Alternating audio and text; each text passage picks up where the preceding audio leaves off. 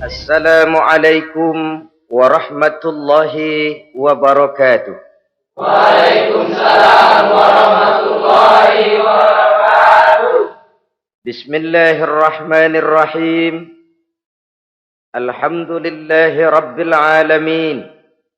Wassalatu wassalamu ala ashrafil anbiya'i wal mursalin, imamil muttaqin, sayyidil ghurril muhajjalin, sayyidina wa maulana Muhammadin wa ala alihi wa ashabihil mujahidin at-tahirin, amma ba'du. Saudara-saudara kaum muslimin rahimakumullah. Dalam kehidupan ini, pada satu sisi memang kita harus melaksanakan berbagai kegiatan amal ibadah. Tetapi pada sisi lain, kita juga harus menjaga jangan sampai amal ibadah yang sudah kita kerjakan itu dihancurkan oleh sikap kita sendiri. Bahwa kita sudah sholat, alhamdulillah. Bahwa kita sudah zakat dan memberikan sedekah, syukur. Bahwa kita sudah melaksanakan ibadah haji, thayyib. Apakah dengan demikian amal kita sudah menjadi banyak? Nanti dulu. Jangan berbangga hati dan puas diri. Pada kesempatan yang berbahagia ini, saya ingin menyampaikan satu hadis yang diriwayatkan oleh Imam Ad-Dailami, di mana Rasulullah sallallahu alaihi wasallam pernah bersabda, "Sittatu asya'in tuhbitul a'mal." Ada 6 perkara yang bisa menghancurkan amal yang sudah kita kerjakan. Salat yang sudah kita kerjakan itu, zakat yang sudah kita bayarkan itu, haji yang sudah kita tunaikan itu, bisa dihancurkan oleh 6 perkara ini. Nanti di akhirat, pada saat setiap orang menunggu pahala dari ganjaran amal yang ia kerjakan di dunia ini, kita menanti dan menanti, ya Rabb, mana amal kebaikan saya? Mana pahala kebajikan yang saya lakukan? Hasilnya tidak ada. Amal yang kita kerjakan dihancurkan oleh sifat-sifat yang akan kita kemukakan pada pertemuan kali ini. Yang pertama yang bisa menghancurkan amal adalah al-istighalu bi'uyubil khalqi. Orang yang terlalu sibuk mencari-cari aib dan kekurangan pada diri orang lain. Habis waktunya hanya untuk mengorek-ngorek celah orang, sementara ia lupa pada aib dan celah dirinya sendiri. Sifat seperti ini menghancurkan amal yang sudah kita kerjakan. Sedangkan baginda Nabi mengajarkan, tuba liman syaghalahu aibuhu an uyubin nas. Beruntunglah orang yang kekurangan pada dirinya menyebabkan dia sibuk sampai ia tidak sempat mencari-cari aib dan kekurangan pada diri orang lain. Saudara-saudara kaum muslimin rahimakumullah. Sibuk mencari aib orang tentu bukan dengan tujuan positif.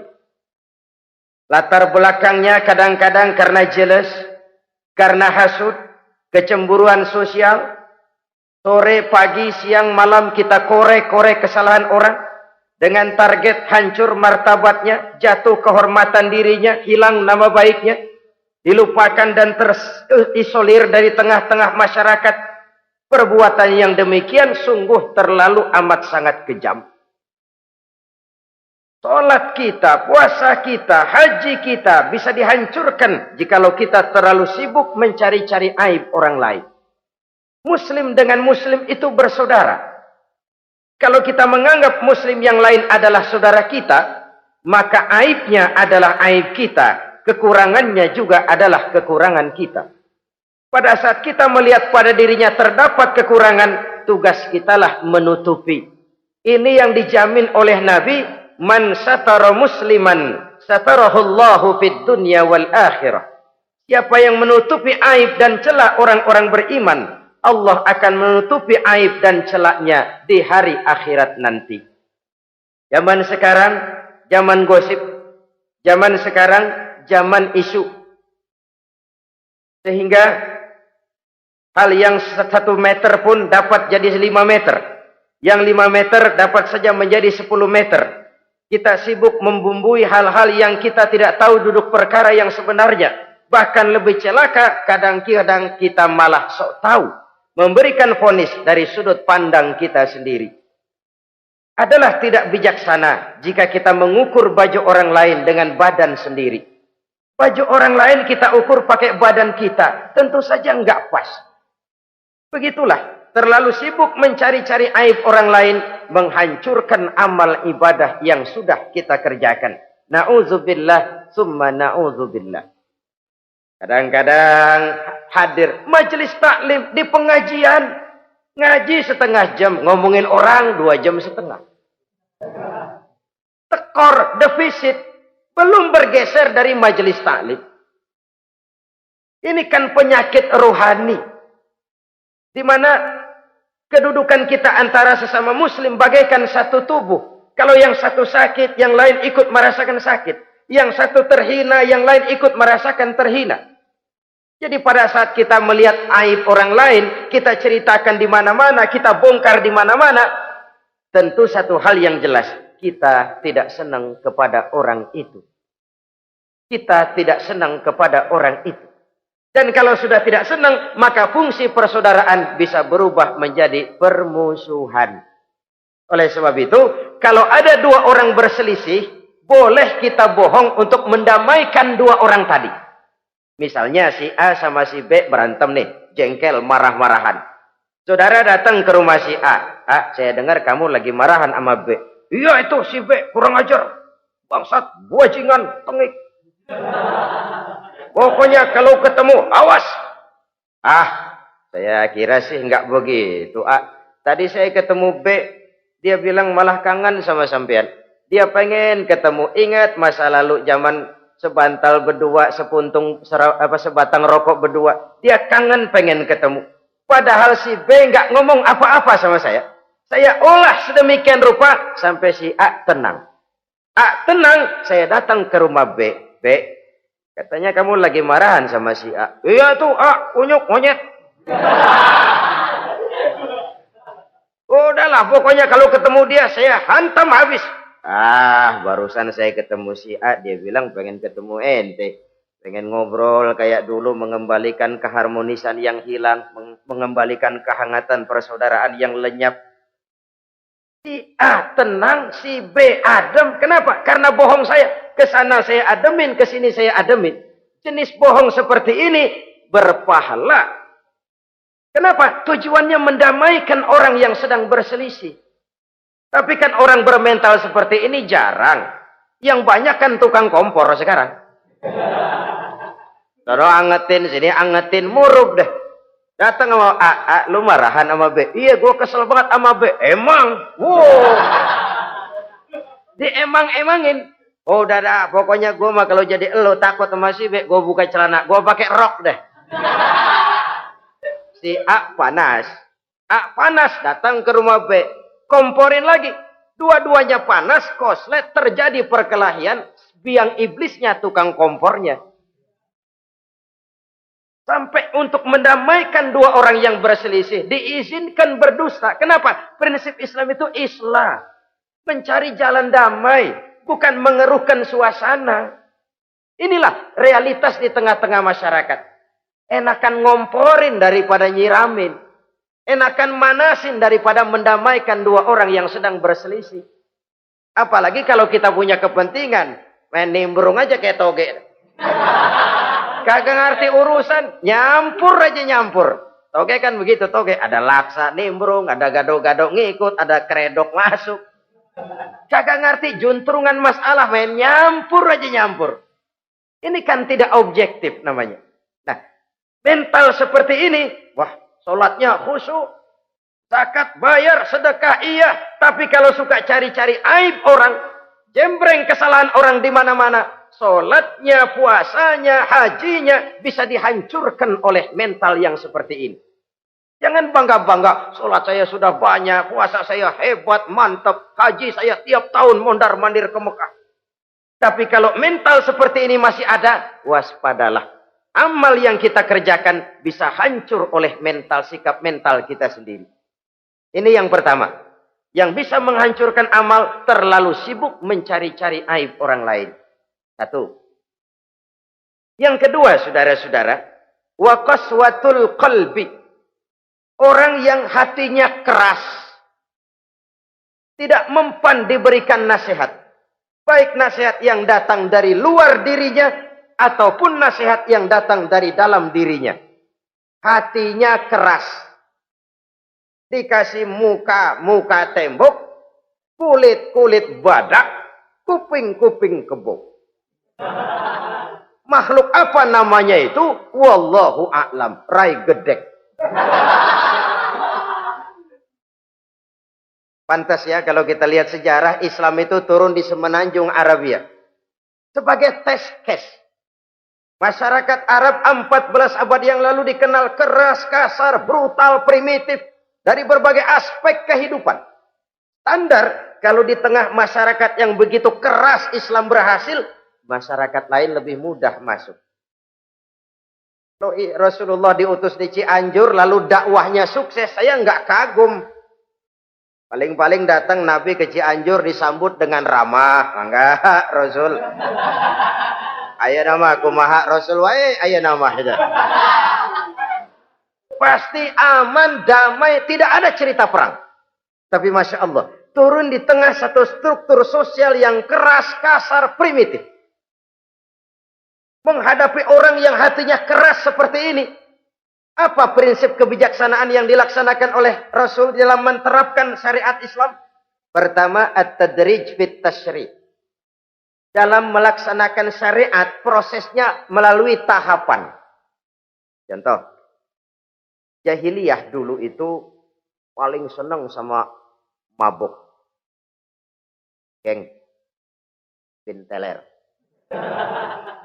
Oh, jahiliyah itu kalau sudah mabuk nggak cuman minum, mandi pakai arak. Subhanallah. Mandi pakai arak. Menghadapi masyarakat yang seperti ini, apa strategi syariat Islam? Mula-mula ayat yang turun. Yas'alunaka 'anil khamri wal maisir qul fihima ismun kabirun wa manafi'un linnas. Mereka bertanya kepadamu hai Muhammad tentang arak. Katakan, arak itu ada manfaatnya tapi juga ada bahayanya. Bahayanya lebih besar daripada manfaatnya. Tidak diharamkan dulu, tidak. Cuman dikasih sen. Teler emang enak.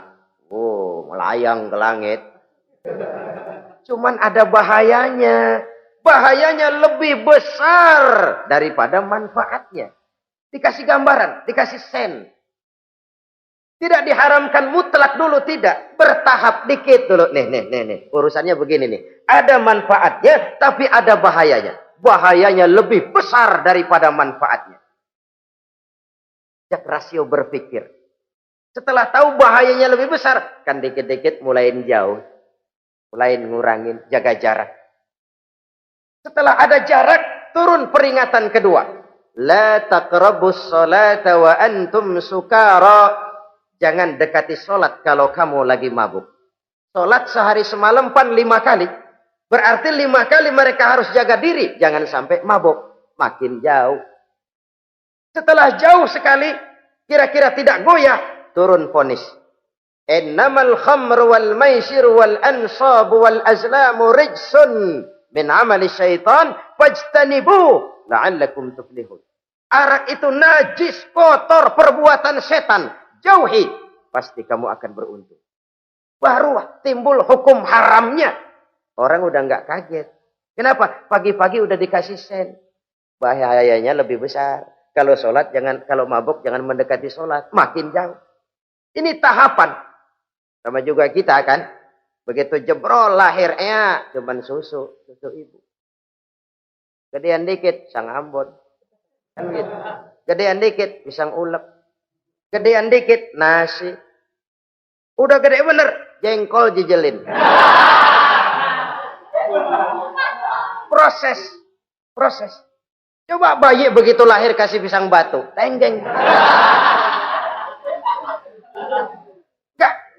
Gak kuat. menerima, belum waktunya. Ini proses yang dilaksanakan oleh strategi syariat Islam untuk mengobati penyakit qaswatul qalbi ini. Keras hati. Syariatnya bertahap. Tidak drastis. Tidak kalau sudah begitu ya mesti begitu. Tidak. Konsep kedua, taklilut takalif, menyedikitkan beban. Coba kita lihat, seluruh konsep agama, kalau kemampuan melaksanakan perintah berkurang, stressing perintahnya ikut turun. Angkat tuh beras 100 kilo. Enggak kuat pak, 30 kilo dulu deh. Ntar balik lagi, lama-lama juga habis.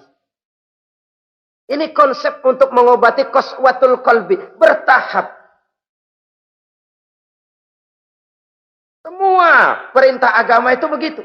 La yukallifullahu nafsan illa wus'aha.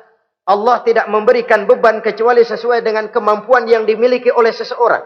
Kalau kemampuan melaksanakan perintah berkurang, stres perintahnya juga ikut menurun. Salat wajib diri. Kalau mampu. Gak bisa pak salat berdiri. Salat dengan berbaring. Kalau mampu. Berbaring gak bisa pak. Pinggang kurap. Salat pakai isyarat. Kalau mampu pakai isyarat tidak bisa. Dalam hati setiap kemampuan melaksanakan perintah berkurang, stres perintahnya juga menurun. Taklilut takalif ini juga salah satu strategi mengantisipasi kerasnya hati. Nah, konsep yang ketiga dari syariat, al-musawat bainan nas fi takalifil ahkam. Persamaan terhadap manusia di dalam berhadapan dengan hukum Allah. Kadang orang yang hatinya keras itu, logikanya jalan, ngukur suasana. Gimana sih lu? Menggerib kagak mau ke masjid? No, yang Pak Haji masih di perapatan. Yang Pak Haji disebut. Itu kan cenderung orang begitu. Kalau dia nyolong ayam, dia tunjuk orang yang nyolong kambing. Ini apologi namanya. Kenapa lo nyolong ayam? No, yang maling kambing urusin, gedean. Apologi. Lah kapan mau beres kalau begitu? Tidak introspeksi, tidak self correction. Itu apologi. Untuk menutupi kelemahan diri, menunjuk kesalahan orang lain yang lebih besar. Itu kan nggak jantan namanya. Apologi. Tidak ada sifat untuk memperbaiki diri sendiri. Karena kecenderungan ini ada, Islam menutupi itu. Dengan apa? Semua manusia sama dalam berhadapan dengan hukum Allah. Gak ada iri hati dalam hukum Islam ini. Salat wajib. Wajib. Bagi siapa? Yang sudah balik dan mampu. Terhadap semua strata. Jenderal wajib, kopral wajib. Apalagi hansip. Tidak ada fasilitas. Wah kamu jenderal nggak apa-apa dah sembahyang setahun 2 kali. Idul Fitri aja Maidul Adha. Enggak tuh. Semua manusia sama dalam berhadapan dengan hukum Allah. Itu yang Nabi ingatkan. Orang-orang sebelum kamu dahulu hancur. Umat-umat sebelum ini rusak binasa. Kenapa? Karena mereka kalau orang kecil berbuat salah. Hukum cepat-cepat ditegakkan. Tapi kalau yang besar berbuat salah. Mereka diam pura-pura tidak tahu. Jadi apa ini? Yang namanya mafia peradilan bukan cuma zaman ayeuna. Sejak zaman sebelum Islam Nabi sudah mengingatkan. Mereka dahulu hancur. Kenapa? Kalau orang kecil berbuat salah, hukum buru-buru ditegakkan. Rame-rame dikeroyokin. Giliran yang gede berbuat salah, diam pura-pura enggak tahu. Hukum pakai pandang bulu. Saudara-saudara kaum muslimin rahimakumullah. Oleh karena itu orang yang keras hati itu bisa merusak amalnya sendiri. Enggak mempan nasihat, rai gedek, muka-muka cuek. Baik nasihat yang dari luar maupun nasihat yang dari dalam enggak mempan. Kan dalam hidup ini ada nasihat dari luar, dari orang lain, bisa dari fenomena kehidupan. Ini juga nasihat. Oh, dia itu kaya tapi pelit. Hatinya begitu ya. Katanya menteleng. Itu kan nasihat. Itu kan nasihat. Oh, dia waktu berkuasa tapi zalim, matinya begitu. Perutnya pancung.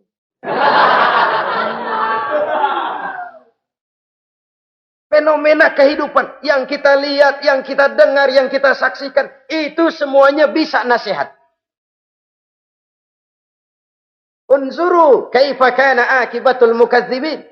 Lihat kehidupan ini. Dunia ini kan sebuah sekolahan besar. Semua yang kita lihat, kita saksikan, kita pelajari, bisa jadi contoh buat kita. Orang yang bijak, yang bisa mengambil hikmah dari manapun datangnya. Baik dari yang baik maupun dari yang tidak baik. Saudara-saudara kaum muslimin, rahimakumullah. Nasihat yang datang dari luar. Dari orang atau dari fenomena kehidupan. Atau nasihat yang tumbuh dari dalam diri sendiri. Perubahan organisme tubuh. Itu kan nasihat. Ya Allah. Sekarang cantik jelita. Iya, sedang sweet 17-an. Rambutnya hitam, ikal berderai. Iya, semua memuji. Alisnya katanya laksana semut beriring. Dagunya bak pauh dilayang. Kalau dia senyum, semua orang terpesona. Sekarang 50 tahun yang akan datang, coba senyum, kabur orang.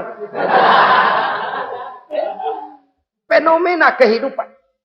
Apa yang tidak berakhir? Kenapa harus keras hati? Kita kata kita berkuasa, berapa hari kita punya jabatan? Kita kata kita kaya, berapa banyak harta kita? Kita kata kita alim, kita tahu. Apa yang kita tahu dari semesta jagat raya ini? Lalu apa yang tidak berakhir? Korun yang katanya kaya, mati itu.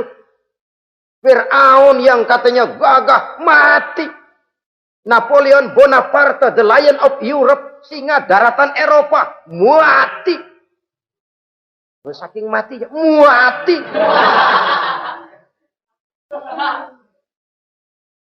Kenapa harus keras hati? Kenapa tidak melihat perubahan fenomena alam sekitar ini?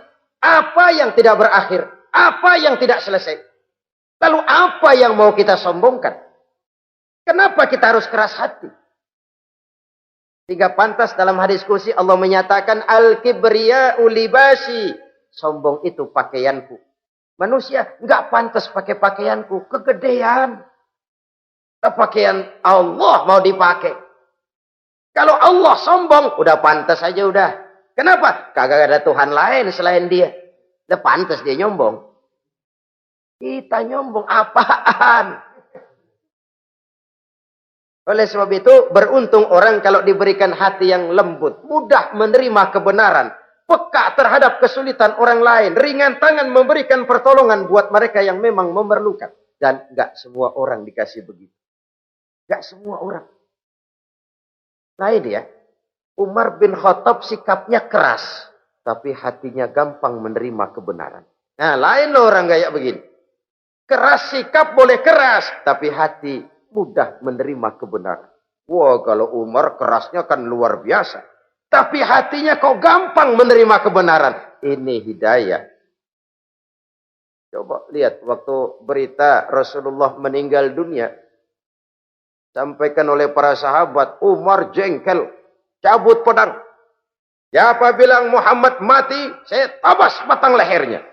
Dia enggak siap menghadapi kenyataan. Emosinya yang jalan, bukan rasionya. Keras.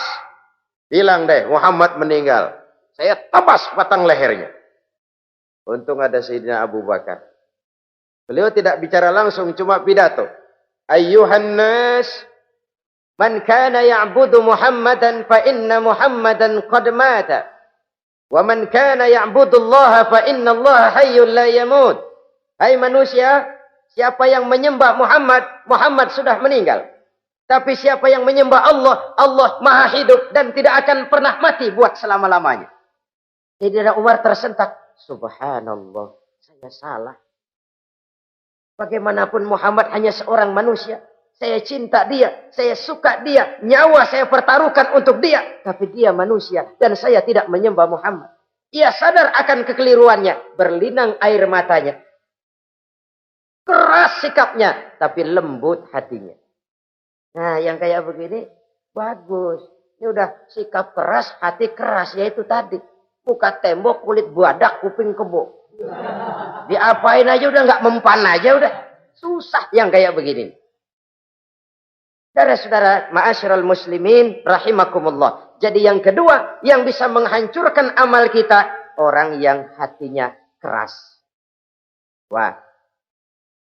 Yang ketiga sekarang, yang bisa menghancurkan amal kita itu wa hubbud dunya. Orang yang terlalu cinta kepada dunia. Nih, pakai kalimat terlalu ya. Kalau sekadar cinta kepada dunia, why not? Kita cinta anak dan istri, wajar. Kita cinta harta benda, tentu. Kita cinta sanak famili dan seluruh handai tolan, memang. Kita juga cinta kepada bangsa dan tanah air. Itu bagian dari iman, persilahkan. Yang tidak boleh itu kalau sudah pakai kalimat terlalu. Terlalu. Sebab kalau sudah terlalu, itu sudah di luar kontrol. Orang lalu menghalalkan segala cara. Terlalu cinta kepada jabatan. Akhirnya bergeser. Sholat menghadap Allah. Dengar mau pindah jabatan ke tempat kering. Gerasak gerusuk nyari dukun. Ini kan namanya iya kana budu wa dukun nasta'in. Nggak bisa wong itu satu paket. Kalau iya kana budu wa iya kana nasta'in.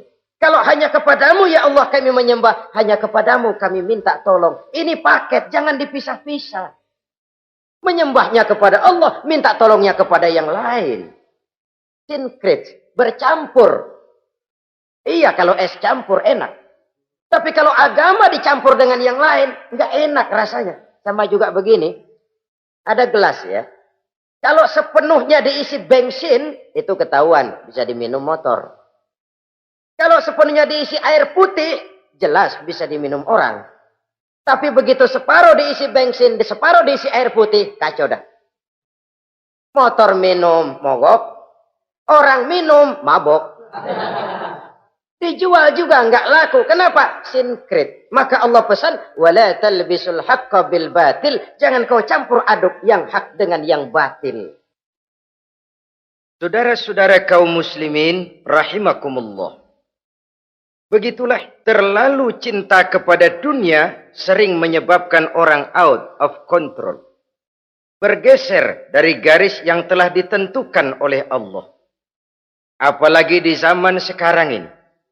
Persaingan hidup makin tajam. Tensi ekonomi semakin tinggi. Gaya hidup semakin konsumtif.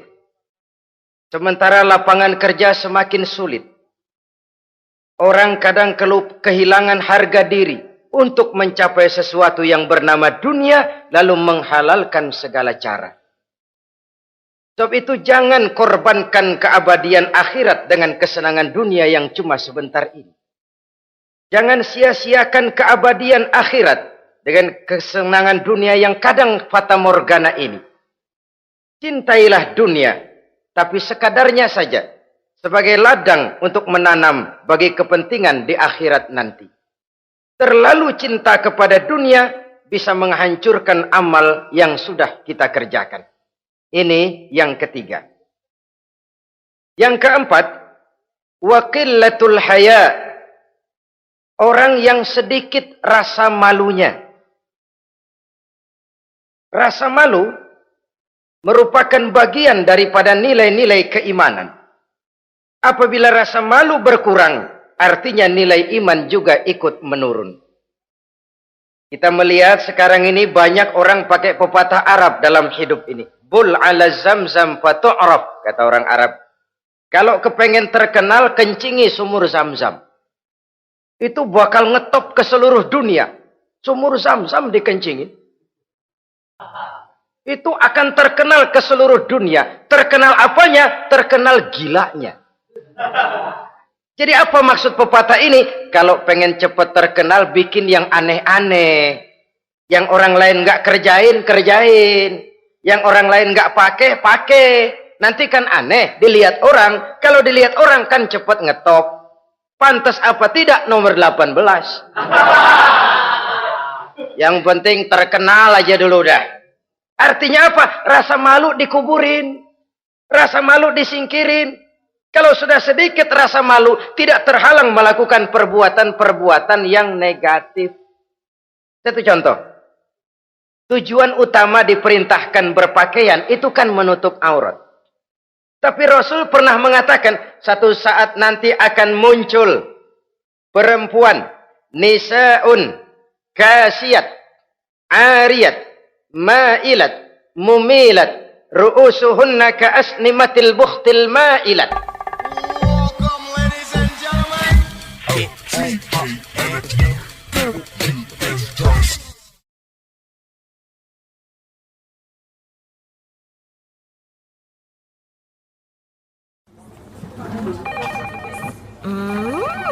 What is it? Ooh, a new chocolate product by the Integral CJ's Management. What chocolate?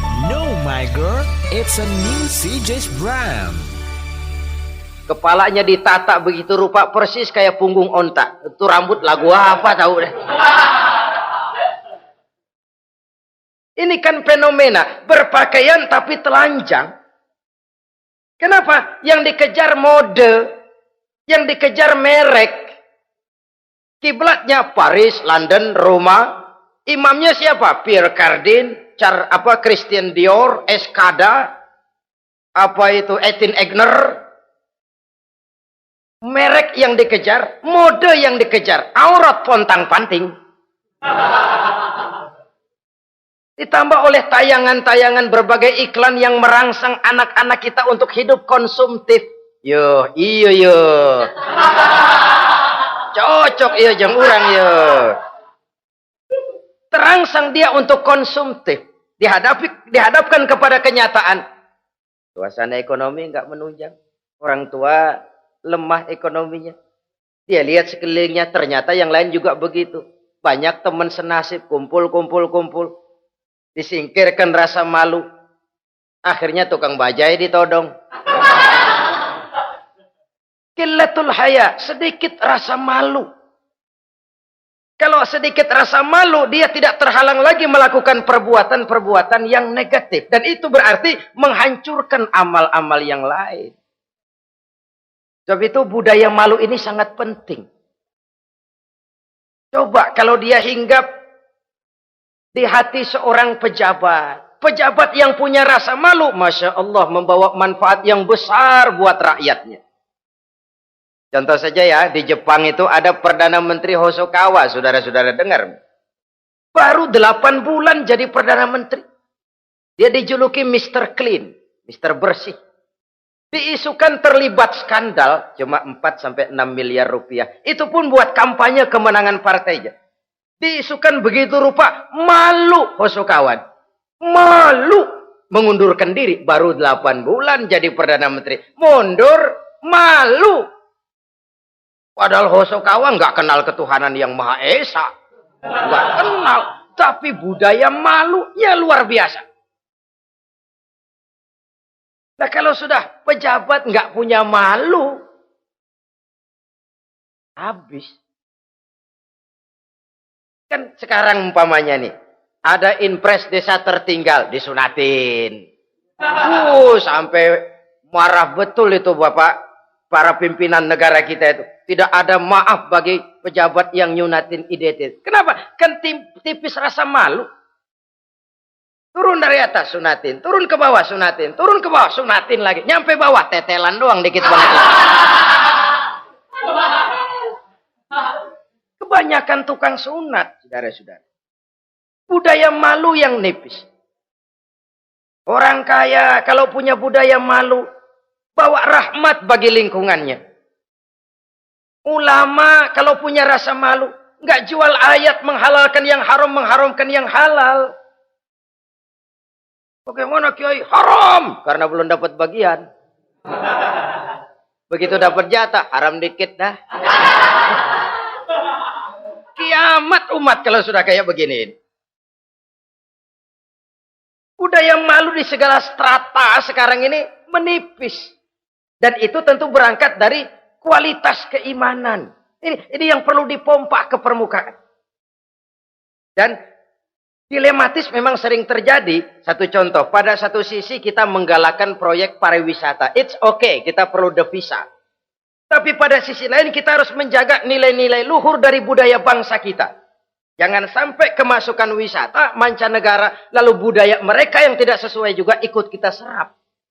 Boleh masuk ke Indonesia, pakaian seenaknya. Dia mau udah pantas aja udah. Perempuan ayab-ayaban ke pasar pakai kutang doang. Boleh, pantas aja. Bocah kita ayab-ayaban ke pasar pakai kaos kutang, perempuan mana panok melulu.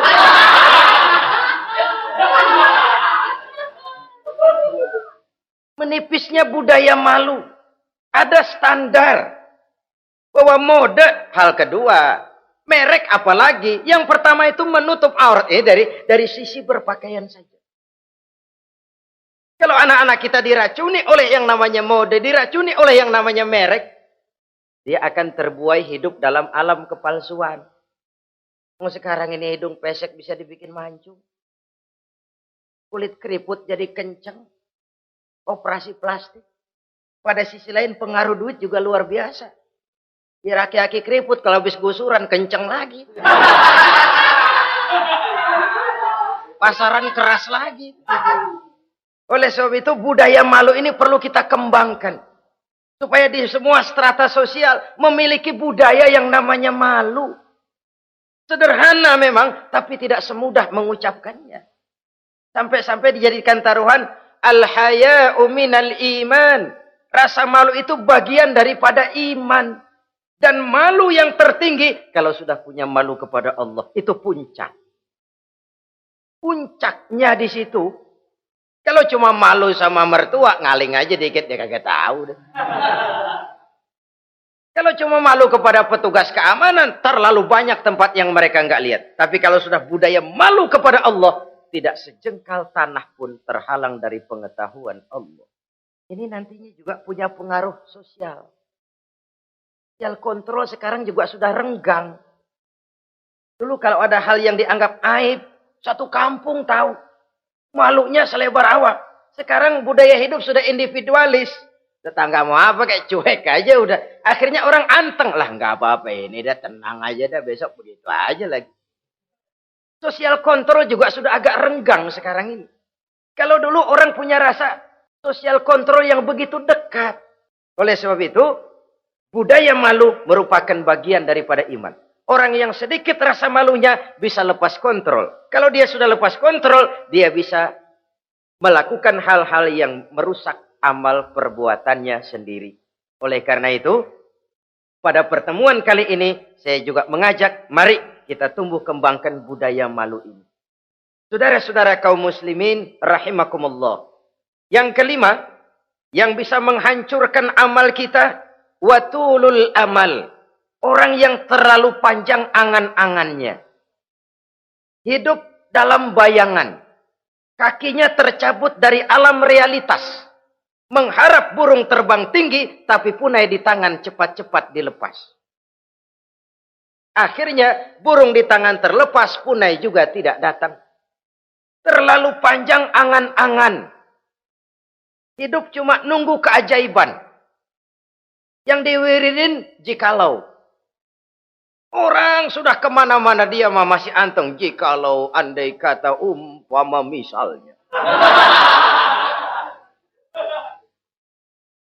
Islam bukan agama orang pemalas yang selesai sholat lalu berpangku tangan. Ada orang yang cuma sujud saja rezekinya mengalir. Ada. Ada orang yang cuma munajat di keheningan malam. Rezekinya mengucur. Ada. Tapi kan bukan kelas kita. Itu kelas antara dia dengan Allah, tidak ada jarak lagi. Orang-orang yang batinnya bersih. Doanya didengar. Permohonannya dikabulkan. Permintaannya cash. Kalau kita bisa bayang cuma nadah doang. Nggak mau usaha. Paling banter orang undang tahlil kita. sebesek campur geretan udah. Kita ini tahap yang bekerja, berusaha, berdoa, tawakal. Pernah dalam satu sholat Jumat Rasulullah di masjid, ada seorang sahabat Badui datang dari pedalaman mau sholat Jumat, turun dari onta cepat-cepat masuk ke masjid. Ditegur oleh Rasul, ontamu sudah kamu ikat? Belum ya Rasul. Kenapa? Saya tawakal kepada Allah. Marah Rasul. Keluar, ikat ontamu, masuk lagi ke masjid, baru tawakal. Sederhana sekali, tapi inilah gambaran kehidupan. Ikat ontamu baik-baik, baru tawakal. Kalau nggak diikat, udah tawakal, terus hilang, tawakalnya salah. Sudah diikat rapi-rapi, masih hilang juga. Nah, tawakalnya benar. Sudah usaha, sudah ikhtiar. Toh hilang juga. Gambarannya sederhana. Ikat ontamu baik-baik, lalu masuk ke masjid, barulah engkau bertawakal. Jangan onta dibiarin keliaran lalu tawakal. Tawakalnya yang salah. Saudara-saudara kaum muslimin rahimakumullah. Islam mengajarkan keseimbangan. Kita wajib berusaha, tapi tidak wajib untuk berhasil. Hasil itu hak prerogatifnya Allah. Berusahalah sebagaimana harusnya di satu sisi, tapi minta tolonglah kepada Allah di sisi lain. Ada keseimbangan. Orang yang terlalu panjang angan-angannya biasanya malas bekerja. Terangsang ngejar kerjaan yang gede, yang kecil kagak dikerjain. Akhirnya yang kecil lewat, yang gede kagak datang. Padahal rezeki itu kan yang penting mudawamahnya ya, rutinnya. Biar banyak tapi begitu sekali datang banyak, begitu stop 10 tahun kagak datang terus. Sengsara juga. Yang penting mudawamah, continue-nya itu. Biarin duit sih banyak, asal rutin aja. Gak apa-apa. Tulul amal, terlalu panjang angan-angan. Hidup di alam bayangan. Terlepas kaki dari akar kenyataan. Hidup ini kan kenyataan, harus dihadapi secara nyata. Islam ini agama yang wajar, hiduplah secara wajar. Jangan melakukan sesuatu yang memang bukan makom kita di situ. Artinya apa? Kalau memang kita cangkir, lalu minta air seember, kan lebihnya mubazir. Cangkir, minta air diisiin seember.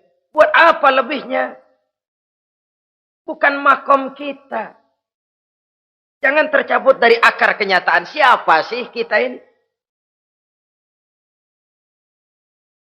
Jangan ibadah baru ala kadarnya, sikap udah kayak wali. Iyalah kalau wali cuma sujud, permohonannya makbul. Kenapa? Dia dengan Allah itu nggak ada jarak. Kita, lapisan dosa kita yang bikin jarak. Makanya sering dijelaskan ya. Kalau ada hadis, siapa yang baca Bismillahirrahmanirrahim, dia lewat di atas air, beku itu air, dia bisa jalan di atas air. Bismillah saja bisa jalan di air. Tapi kan soalnya kemudian, Bismillahnya orang yang bagaimana? Model kita, maaf lah, 1000 kali baca Bismillah, lewat di empang, tenggelam kita. Bukan Bismillahnya yang lain. Yang baca mentalnya, pribadinya yang lain. Makom kita belum di situ. Kalau memang makom kita masih harus berusaha, berusaha. Bahwa nanti Allah berikan rizki lewat jalan yang tidak kita sangka-sangka, itu sih urusan Allah. Itu sih haknya Allah. Tapi urusan kita harus berusaha sebagaimana harusnya kita berusaha. Ya, emang jodoh dari Tuhan, apanya pakai nyari, nanti juga aja datang. Datang cuma nenek-nenek kali.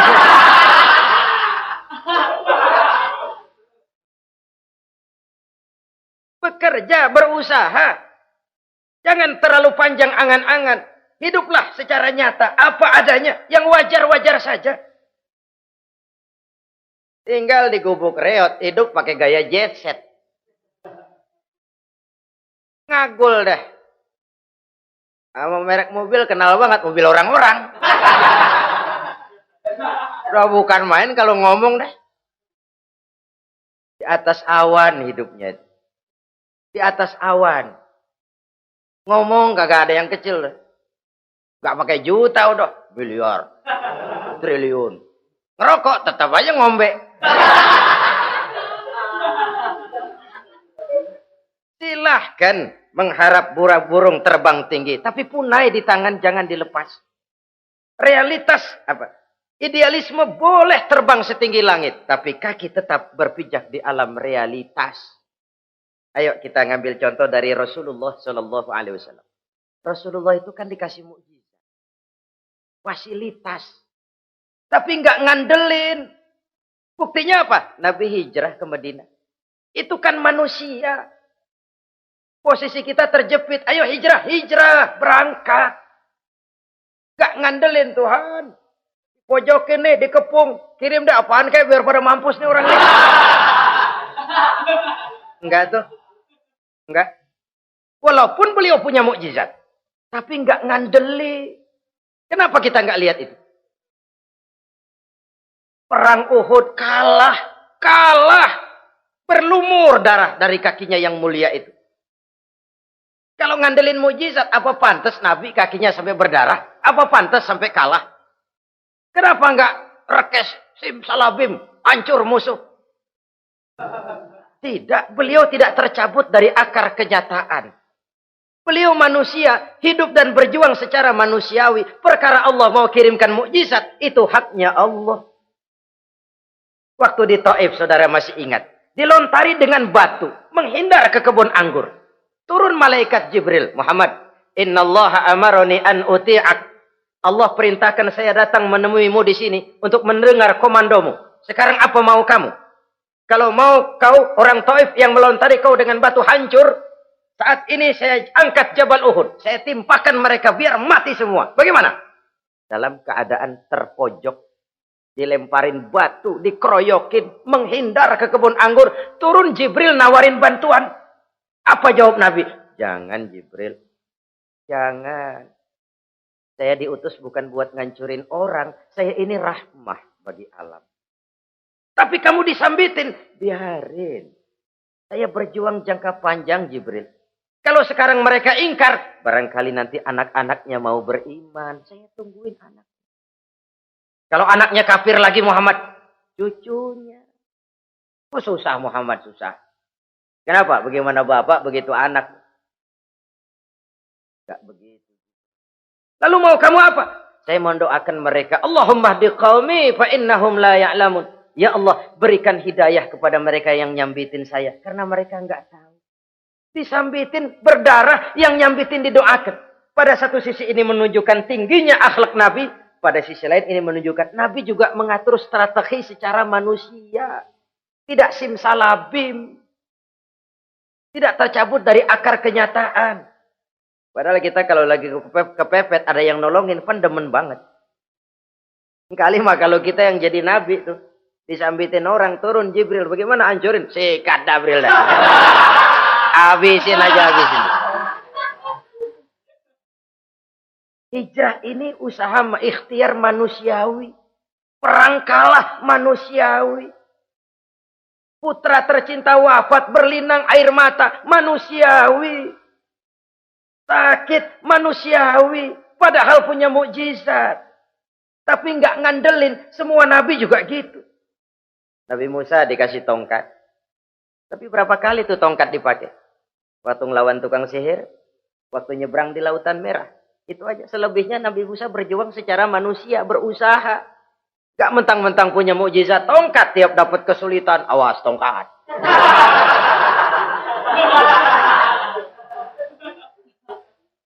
Utuh manusiawi. Ini Rasul. Kenapa kita nggak lihat itu? Kenapa kita lalu tercabut dari akar kenyataan dan hidup dalam khayalan? Sampai-sampai di satu anekdot yang menyentuh. Sekarang ini akibat tayangan-tayangan televisi begitu rupa. Ada seorang bapak ditanya sama anaknya. Pak, Tuhan sama Batman kuatan mana sih? Logikanya sudah dipenuhi oleh gambaran Batman. Bahwa Batman itu kuat, gagah, menolong yang lemah. Timbul logika. Kuatan mana sama Tuhan katanya. Pengaruh yang dia lihat itu membentuk opini. Sama juga sekarang coba lihat ibu-ibu. Kalau udah Cassandra, itu masakan ditinggal tuh angus di dapur. Angit tuh tempe. Saudara-saudara kaum muslimin, rahimakumullah. Begitulah yang kelima, yang bisa menghancurkan amal kalau orang terlalu panjang angan-angan. Hiduplah secara wajar karena Islam memang agama yang wajar. Jangan melakukan sesuatu yang memang bukan makom kita di situ. Jangan melakukan sesuatu yang memang bukan posisi kita di situ. Kullun ya'mal ala syakilatih. Jangan minta ayam menggonggong. Jangan minta kambing mengeong. Bukan bagiannya. Bukan bidangnya. Sama juga orang ngomong, apaan mubalik kerjanya ngomong doang. Sekarang kan zaman pembangunan. Mana ada mubalik ngurus irigasi. Nah, kalau mubalik ngurus irigasi, apa lurah mau ngajar PK? Jangan tercabut dari akar kenyataan. Toh, prinsip modern saja mengajarkan the right man on the right job. The right man on the right place. Orang harus ditempatkan sesuai dengan bidangnya. Jangan tercabut dari akar kenyataan. Inilah kita. Dan inilah yang harus kita lakukan. Hidup ini kenyataan. Hadapilah secara nyata. Perkara Allah mau membuat yang lain. Itu hak prerogatif Allah. Bukan urusan kita. Yang terakhir saudara. Yang keenam yang bisa menghancurkan amal kita. Wa zalimun la yantahi. Perbuatan zalim yang tidak sanggup dihentikan. Zalim kepada Allah. Zalim kepada makhluk. Atau zalim kepada diri sendiri. Ada orang zalim kepada Allah. Begini banyak nikmat yang diberikan Allah. Nggak sanggup dah kita ngitungnya. Dari bangun tidur sampai tidur lagi nikmat nggak pernah berhenti itu. Bahkan kita tidur sendiri. Sadar nggak kita waktu tidur nggak berdaya? Coba ketika kita ngorok pulas, andai kata kecoa 16 masuk ke kuping kita. Siapa yang mau jagain? Siapa yang mau jagain? Nikmat. Belum pernah nikmat Allah berhenti. Begini banyak nikmat yang diberikan. Dan Allah cuma minta satu. Syukuri nikmat itu. Kalau kamu syukuri, aku tambah. Kalau kamu ingkar, asal tahu saja azabku itu pedih, kata Allah. Orang yang zalim kepada Allah. Orang yang tiap hari memakan nikmat Allah. Tapi enggak pernah mensyukurinya. Akaltum ni'mata rabbikum walam tashkurulah. Kamu makan nikmat Tuhanmu. Tapi enggak pernah kamu bersyukur kepadanya. Itu zalim kepada Allah. Pak, dalam hidup ini kan kita dikasih waktu 24 jam sehari semalam. Sehari semalam, 24 jam. 24 jam itu Allah kan nggak minta semua. 5 waktu saja kau lapor kepadaku. Sholat.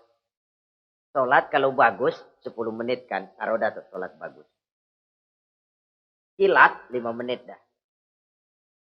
Kilat khusus 2 menit. Cepet dia nggak pakai perangko. Taruhlah yang menengah kita ambil 5 menit. Kalau 5 waktu 5 kali 25, 5 kali 5 berarti 25 menit untuk lapor. Hei manusia, aku kasih kau hidup 24 jam. 25 menit kau lapor. Banyak yang berat. Padahal sisanya masih 23 jam 35 menit. Buah gambaran ini. Zalim kepada Allah. Padahal zalim kepada Allah yang rugi bukan Allah.